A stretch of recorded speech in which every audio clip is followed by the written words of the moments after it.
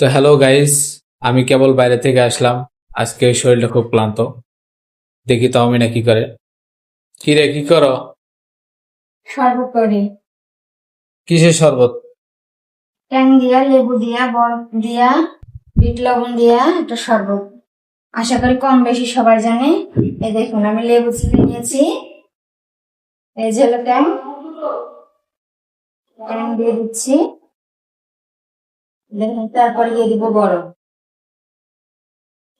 ঠিক আছে, শরীরটা আজকে খুব ক্লান্ত, তোমার হাতের শরবত আজকে খাবো আমি। খাওয়ার জন্য তো বানাতে। এগুলো কি দিচ্ছ? এটা বরফ। গাইস, এই যে বিট লবণ।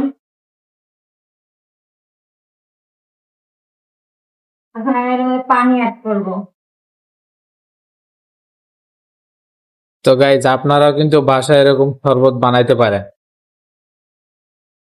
হয়ে গেছে? তুমি একটু খেয়ে দেখো তো কেমন হয়েছে।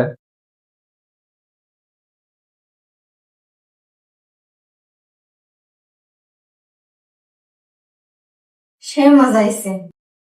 দেখছেন গাইস, গাইজ? সবাই ট্রাই করে দেখবেন।